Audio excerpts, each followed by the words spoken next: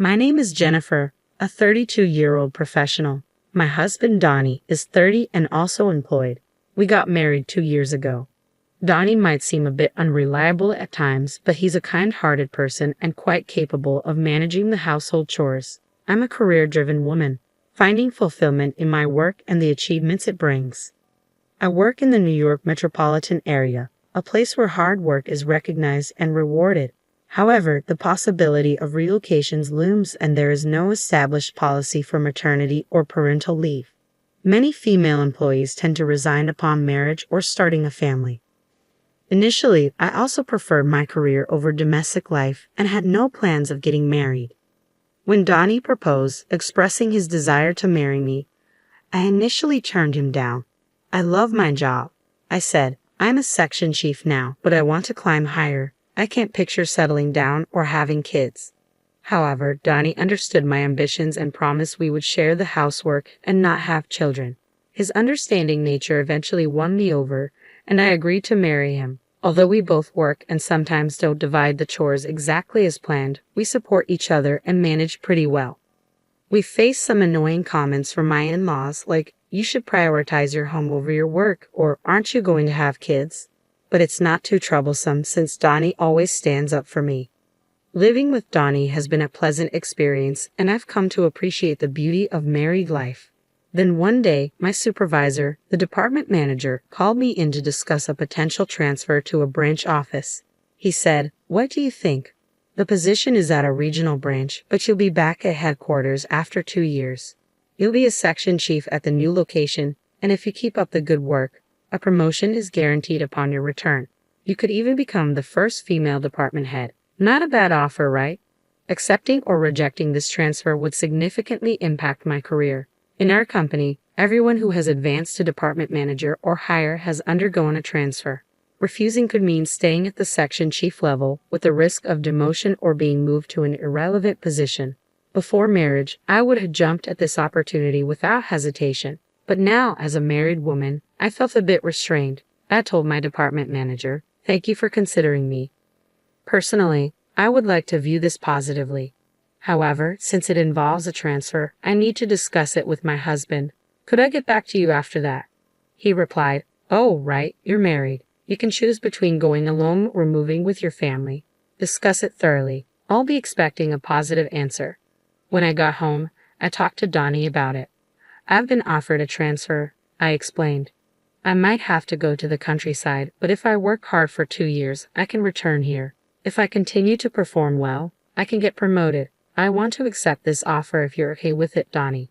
We can either move together, or I can go alone. What do you think?" Donnie seemed surprised at first, but after some thought, he said, "Your dream can come true if you accept this transfer, right, Jennifer? I can't move with you because of my job here, but don't worry about me. Go for it."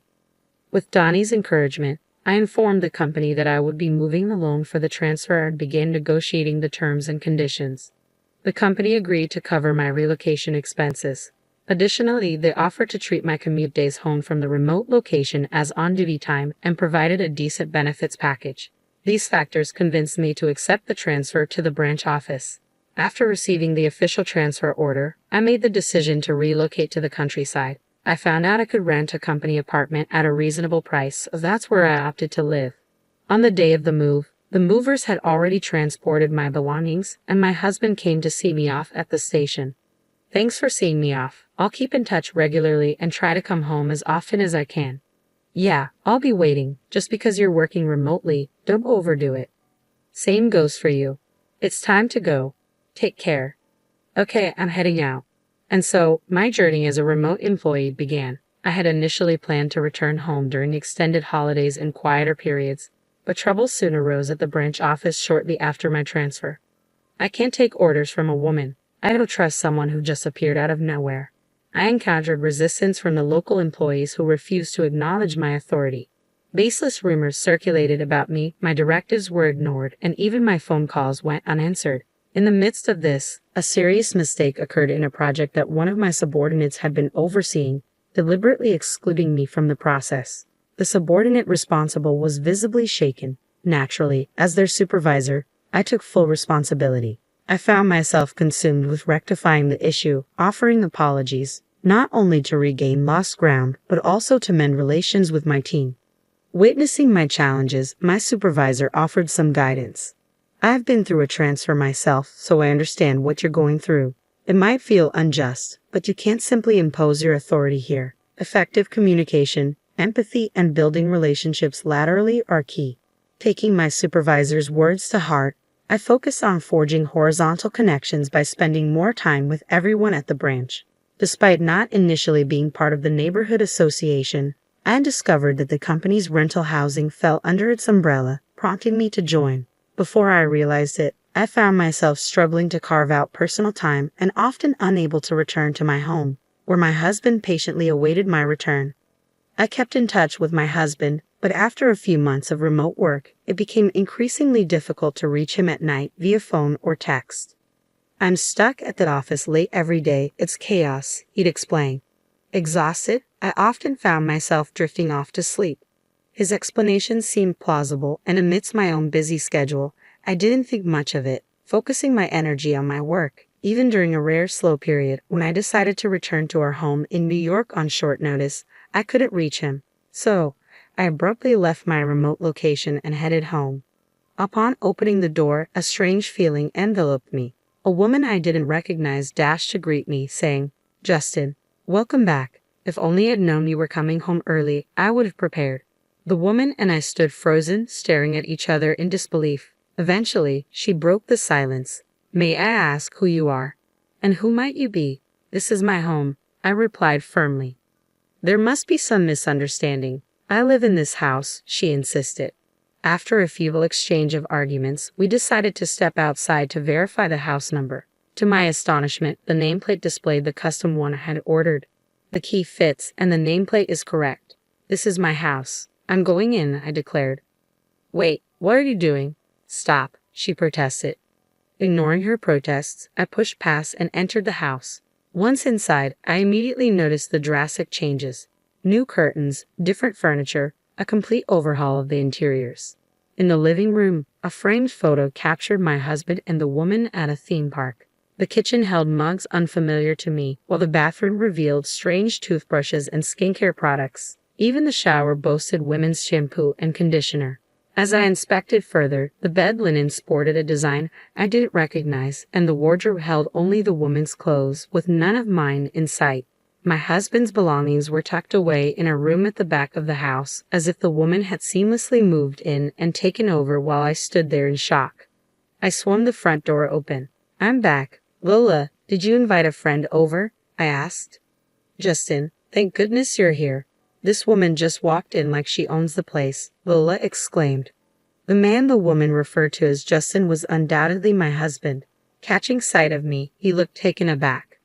"What are you doing here?" he asked. "Donnie, since when did you go by Justin? Can you explain what's happening?" I confronted him. "What are you talking about? This is Justin, isn't it, Justin?" he replied hesitantly. "Well, you see, caught between us, my husband appeared flustered. "Lola, this man's real name is Donnie. Isn't that what's on your driver's license?" "And I'm Donnie's wife, Jennifer," I interjected. "That's not true. He told me he was divorced," Lola retorted. "Donnie, you need to explain everything clearly," I demanded. "Jennifer, you were hardly ever home, and I felt lonely. So I thought I'd give a dating app a try and met Lola," Donnie confessed. "I see. So Justin is your alias on the dating app?" I inquired.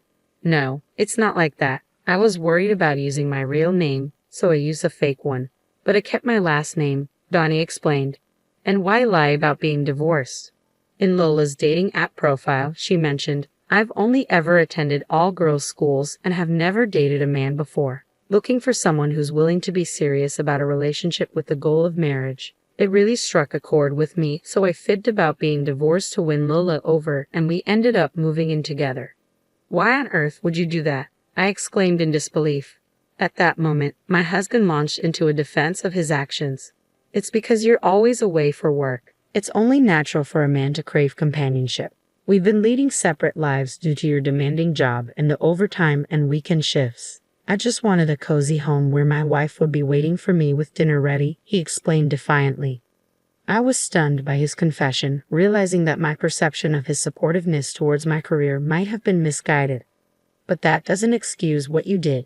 Your actions were despicable. If you wanted to be with someone else, you should have had the decency to end our marriage first.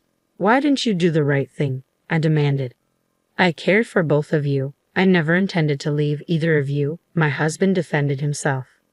After everything you've done, it was inevitable that I would find out when I returned. It's beyond belief that you thought you could deceive me. I shot back. Well, if you had kept your promise and returned home, none of this would have happened. Your absence pushed me to seek companionship elsewhere, he argued. What nonsense. I've explained to you how demanding my work has been, I retorted. Our argument escalated into a heated exchange, with the woman my husband had been involved with standing there, visibly shaken. She realized she had been deceived by a married man and dragged into his deceitful game. So it was all a lie? You've made a fool of me. I'm leaving right now, she declared, storming out. Lola, please, just hear me out, my husband pleaded as he attempted to halt the other woman, who was hastily packing her belongings. Don't you dare touch me with those deceitful hands of yours. I can't trust a single word that comes out of your mouth, she spat back, her voice laced with anger and betrayal. With a final curse directed at my husband, the other woman stormed out, heading for her parents' home. Fuming with anger and a desire for retribution, I resolved to punish my husband for his infidelity. Gathering evidence meticulously, I amassed a collection of proof to take back with me. Upon returning to my work assignment, I wasted no time in hiring a detective to uncover details about my husband's mistress.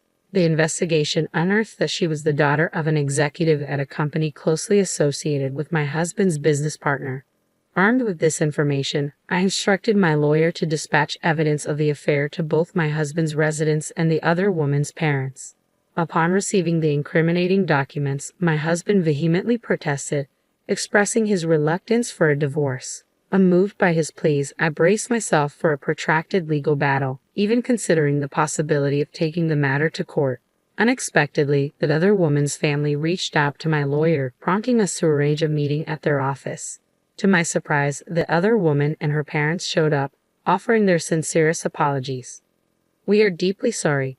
Our daughter's actions have caused you immense trouble, and we take full responsibility for that. She has always been sheltered and quite naive about the world. Despite our efforts to arrange a marriage for her with someone we deemed suitable, she longed for a more liberated love.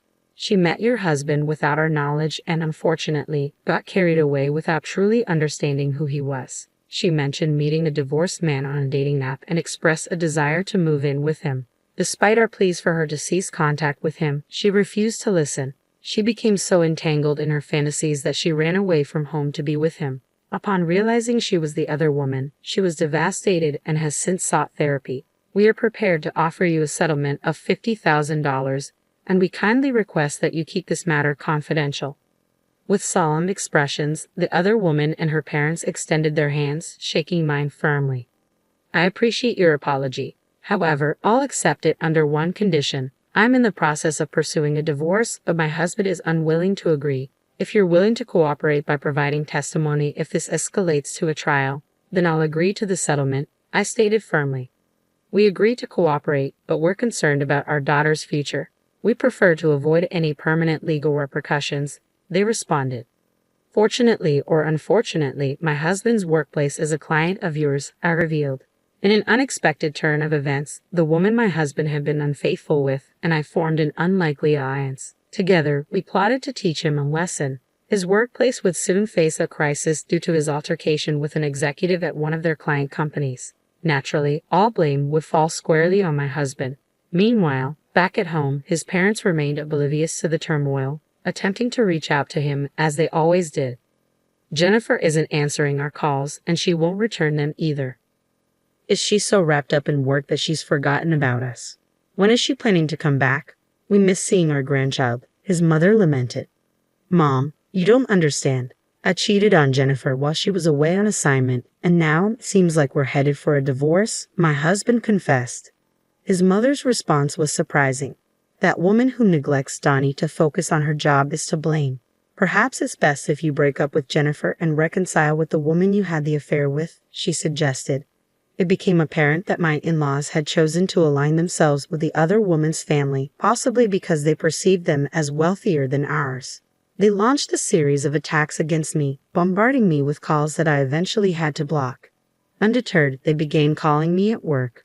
When I refused to engage with them, they took matters a step further by showing up at my workplace, causing a commotion and creating a scene. "Release our son. It's your fault for being such a career-focused woman that our son strayed. He'd be happier with his lover, so stop interfering," his parents demanded. In response, I exclaimed, "What are you talking about? I'm the one seeking a divorce from Donnie. He's the one resisting, and besides, the woman he cheated with has no interest in reconciling with him. He deceived the daughter of a business executive into a relationship, and they're rightfully upset. This is going to cause a lot of trouble."